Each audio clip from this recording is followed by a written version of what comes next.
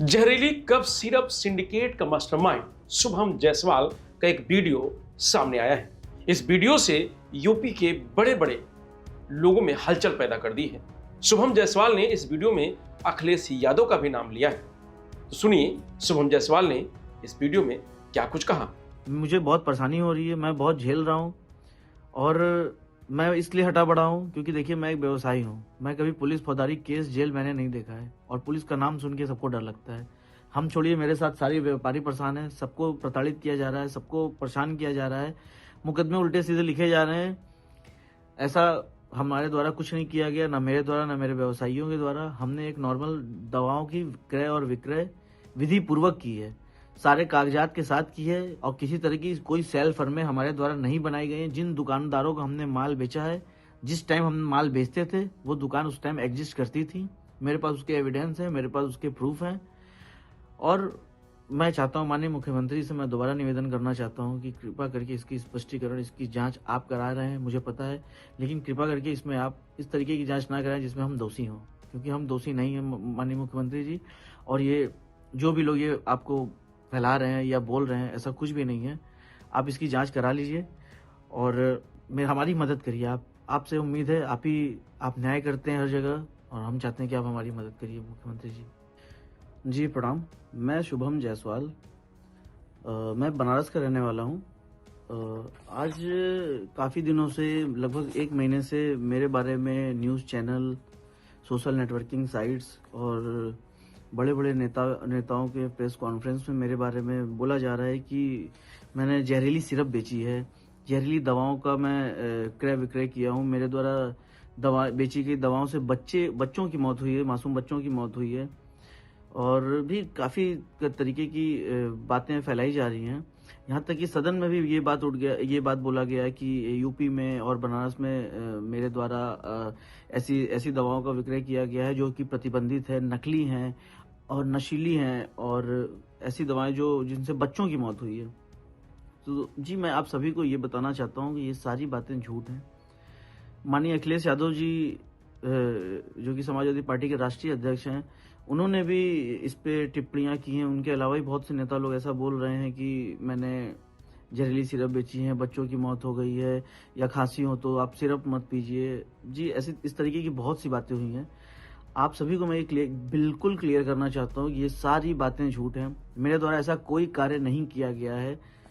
आप देखिए कि ये है फेंसिडिल कफ सिरप, ये एबट हेल्थ केयर का आता है। एबट हेल्थ केयर एक मल्टीनेशनल कंपनी है जी। आपको मैं बता दूं कि फेंसिडिल कफ सिरप ना ही प्रतिबंधित है, ना ही जहरीली है, ना ही किसी भी तरह की नारकोटिक श्रेणी में आती है। आप, मेरे पास डॉक्यूमेंट्स हैं इससे रिलेटेड जो भारत सरकार ने जारी किए हुए हैं। ये एक सामान्य श्रेणी की दवा है जिसको कफ होने पे यूज करते हैं। आपको मैं ये भी दिखाना चाहता हूं, जो बच्चों की मौत हुई थी,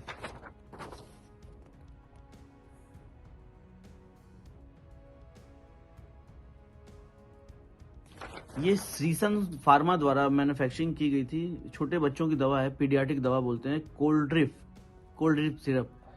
ये इन दवाओं को पी के बच्चों की मौत हुई थी।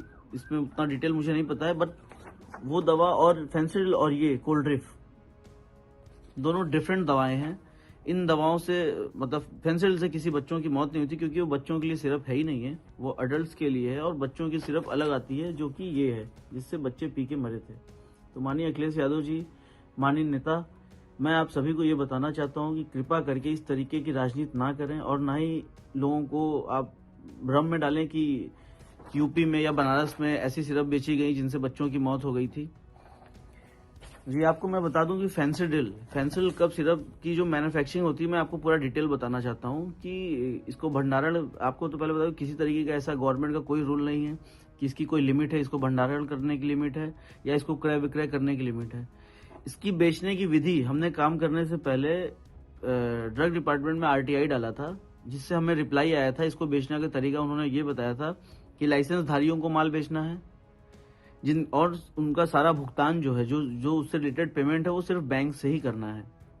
ये हमें उन्होंने डिटेल दिया था। मेरे द्वारा जो भी क्रय विक्रय किए गए सब ड्रग एक्ट को फॉलो करते हुए किए गए, किसी भी तरीके ड्रग एक्ट का वायलेशन हमने नहीं किया है।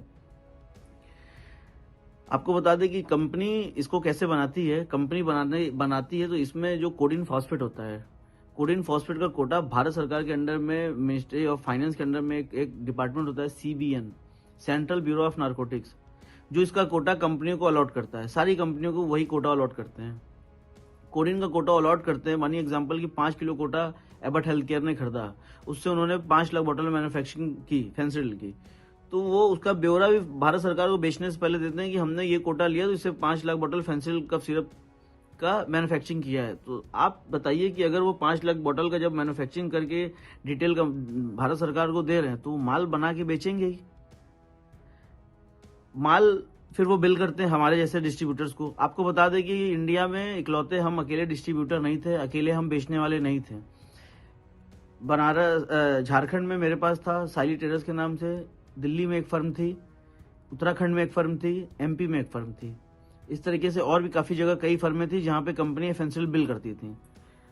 और गाजियाबाद में पकड़े गए माल में हमारे यहाँ का कोई माल नहीं था, साइली ट्रेडर्स का कोई माल नहीं था। सोनभद्र में साइली ट्रेडर्स का कोई माल नहीं पकड़ा गया, रांची में साइली ट्रेडर्स का कोई माल नहीं पकड़ा गया।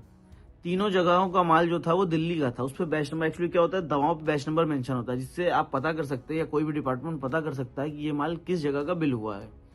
तो ये माल झारखंड से ना होकर दिल्ली का माल बिल किया हुआ था, दिल्ली की कुछ पार्टियां हैं उनके नाम पे बिल हुआ था।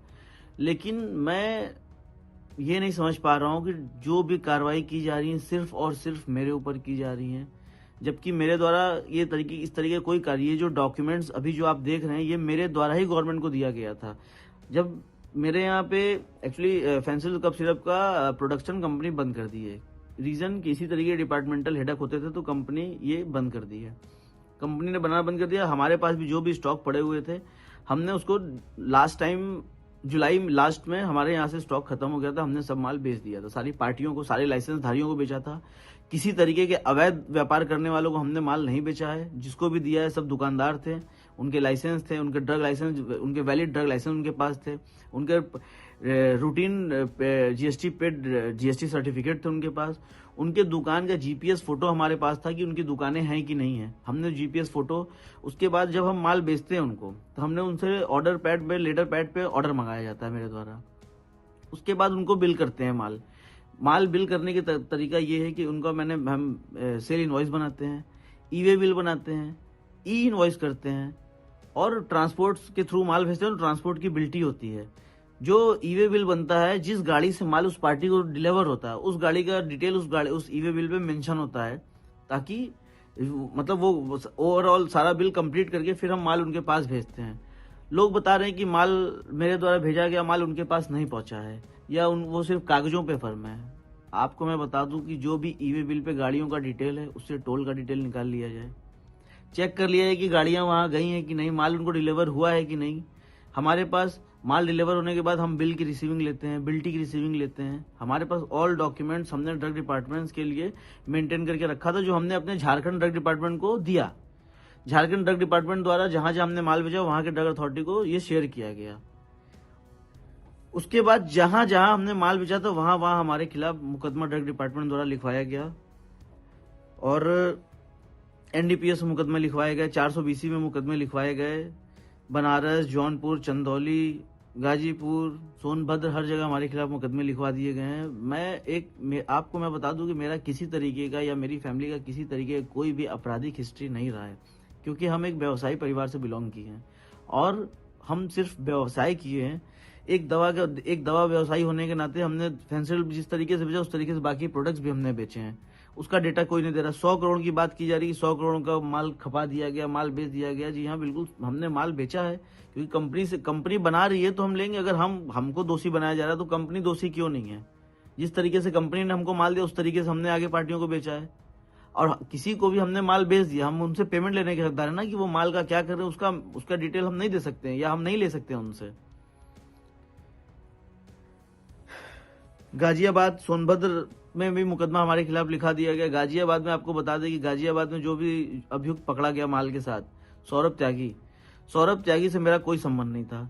लेकिन ड्रग डिपार्टमेंट्स के कुछ अधिकारी जबरदस्ती मेरा नाम लिखवा दिए थे, क्योंकि वो मुझसे पैसे की डिमांड करते थे और मैंने पैसे देने से हमेशा मना किया, क्योंकि पैसे वो देते हैं जो गलत काम करते हैं। मेरे द्वारा किसी तरीके का कोई गलत काम नहीं किया गया था।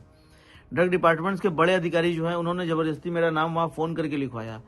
बनारस में ड्रग डिपार्टमेंट्स के अधिकारी मेरा नाम जबरदस्ती फ़ोन करके लिखवाया लखनऊ से। मेरे द्वारा किसी तरीके का काम नहीं किया। बाकी जितनी गाजियाबाद में माल पकड़े गए, गाजियाबाद में किसी तरीके की कोई जांच नहीं हो रही। क्यों नहीं हो रही आप बताइए? गाजियाबाद में माल पकड़ा गया अवैध तरीके से, वहाँ कोई एसआईटी नहीं बनी। वहाँ एसआईटी बनी है तो जांच वो हमारी कर रही है, वहाँ किसी तरीके की जांच नहीं कर रही है। दिल्ली की फर्मों की जांच नहीं चल रही है, मध्य प्रदेश की फर्मों की जांच नहीं चल रही है, उत्तराखंड की फर्मों की जांच नहीं चल रही है, जांच सिर्फ हमारी चल रही है। ऐसा हमें समझ में नहीं आ रहा है कि ऐसा मेरे साथ क्यों किया जा रहा है। मैं आपको ये भी बता दूं कि मेरा किसी तरीके की किसी राजनीतिक दलों से, किसी राजनेता से मेरा किसी तरीके का व्यापारिक संबंध नहीं रहा है। नॉर्मल भी किसी तरीके का मेरा किसी संबंध नहीं रहा है। फोटो वीडियो के बारे में मुझे नहीं पता उतना।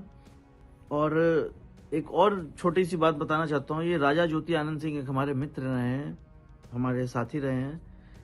1 साल पहले उनकी मृत्यु हो गई थी। उसमें उनके फैमिली वाले मेरे ऊपर एलिगेशन लगा रहे थे कि हमने उनको जहर दे दिया है, कॉफ़ी में जहर दे दिया। और ये मैं आपको बता रहा हूँ कि इस तरीके का कोई काम मेरे द्वारा नहीं किया गया था। उस टाइम भी मैंने बोला था, डिपार्टमेंट्स के सामने जाके मैंने सब चीज़ बताया था। और सब चीज़ उनका पोस्टमार्टम हुआ था, उसमें भी सब क्लियर हो गया था। विसरा रिपोर्ट आई थी, उसमें आया था कि वो शराब के सेवन की वजह से उनकी डेथ हुई थी। उनकी तबीयत एक्चुअली परमानेंटली ख़राब थी उस टाइम।